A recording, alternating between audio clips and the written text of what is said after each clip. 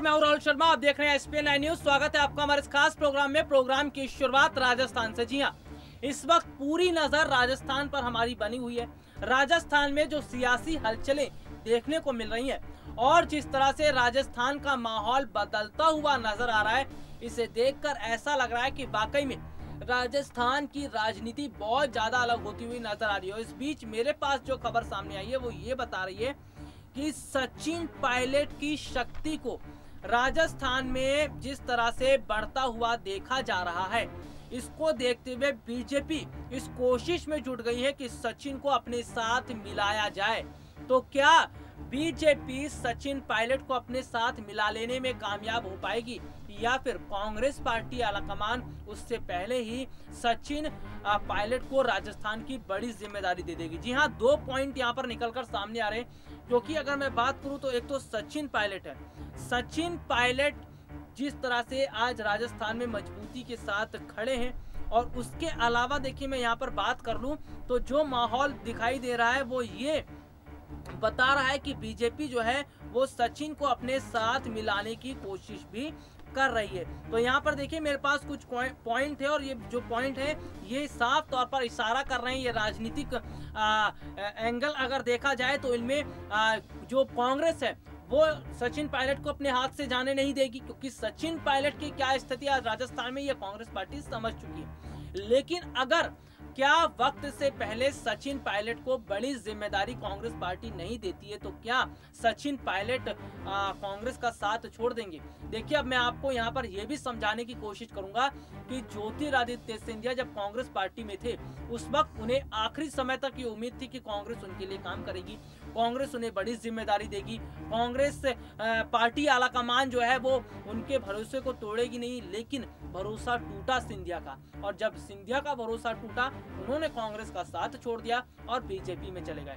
तो ऐसे में अगर बात की जाए तो अगर सचिन पायलट का भरोसा कांग्रेस पार्टी आलाकमान तोड़ देती है तो सचिन पायलट वो वक्त दूर नहीं रहेगा जब अपने पूरे दल बल के साथ वो बीजेपी में चले जाएंगे, और बीजेपी में जाने के बाद वो जो है अपनी स्थिति और ज्यादा मजबूत कर लेंगे। देखिए, फिलहाल राजनीतिक जो संकेत मिल रहे हैं, राजनीतिक संकेत ये हैं कि राजस्थान के अंदर हलचल मची हुई है, और हलचलें कुछ इस तरह से हैं कि जो स्थितियां बता रही हैं कि वहां पर कांग्रेस पार्टी इस वक्त पूरी तरह से अलग होती हुई नजर आ रही है। और इतना ही नहीं, देखिए अगर मैं यहाँ पर बात करूं तो सचिन पायलट का भरोसा बहुत ज्यादा यहाँ पर दिखता नजर आ रहा है।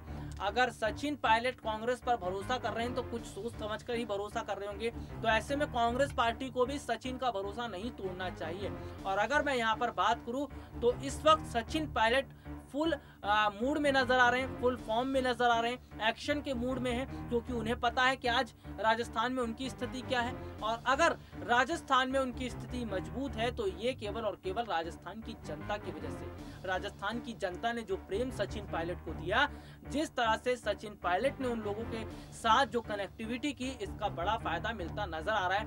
तो ऐसे में कुल मिलाकर अगर देखा जाए तो यहाँ पर दो स्थितियां बन रही हैं। या तो ज्योतिरादित्य सिंधिया की तरह सचिन पायलट भी बीजेपी में शामिल हो जाएंगे, या फिर सिंधिया की गलती को सुधारते हुए सचिन पायलट को बड़ा मौका कांग्रेस पार्टी दे सकती है। हालांकि अगर मैं बात करूं तो कांग्रेस पार्टी आज पूरी तरह से देखिए टूट चुकी है।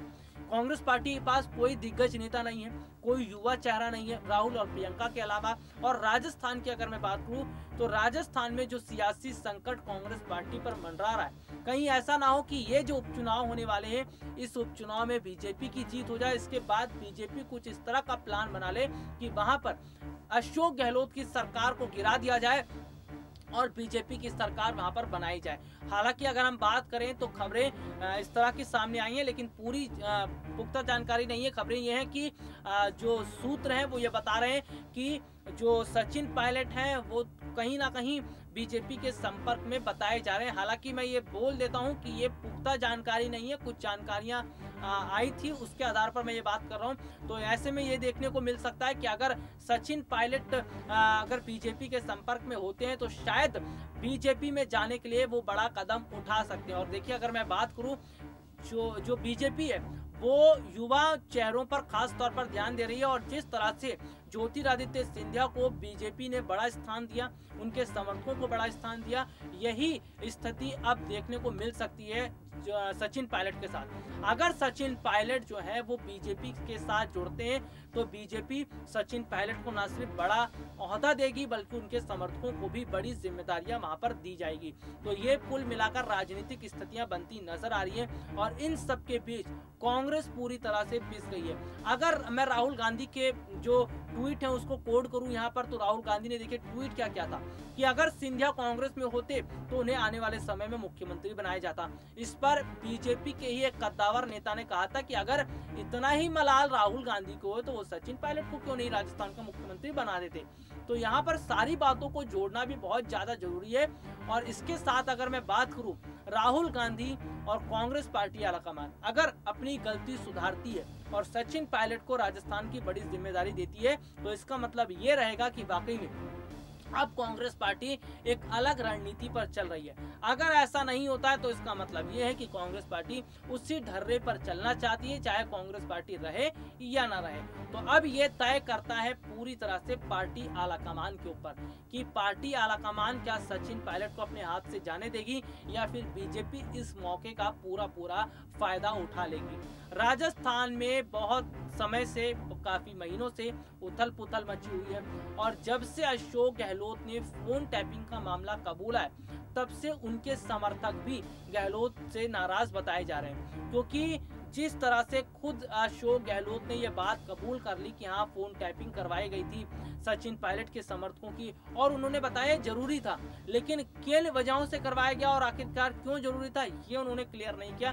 तो ऐसे में सचिन पायलट और उनके समर्थक जो है पूरी तरह से अशोक गहलोत के खिलाफ तो खड़े हो गए हैं, लेकिन अब पार्टी आलाकमान को ये देखना होगा कि क्या अशोक गहलोत को अभी भी मुख्यमंत्री के पद पर बने रहने देना चाहती है या फिर उनको जगह सचिन पायलट को बड़ी जिम्मेदारी दी जाती है। देखिए, जब तक राजस्थान के अंदर सचिन पायलट को बड़ी जिम्मेदारी नहीं दी जाएगी और अशोक गहलोत जो है, अशोक गहलोत की मुश्किलें कम नहीं होंगी, तब तक राजस्थान में विकास नहीं हो सकता। जब तक कांग्रेस पार्टी में ये भूचाल मचा रहेगा, नेता अलग थलग पड़े रहेंगे, विधायकों की में मनमुटाव देखने को मिलेगा, इन सब के बीच अगर पिसेगी कोई तो वो होगी राजस्थान की जनता। ना तो वहां विकास हो पाएगा, ना शिक्षा के क्षेत्र पर काम होगा, ना स्वास्थ्य के क्षेत्र पर काम होगा, ना अन्य सेक्टर पर काम होगा। तो ऐसे में राजस्थान की स्थिति को संभालने का काम अब पार्टी आलाकमान ही कर सकती है। अब पार्टी आलाकमान के ऊपर ये निर्भर है कि वो क्या कदम उठाती है और किस तरह का फैसला वो करती है। फिलहाल के लिए आज मुझे इजाजत दीजिए।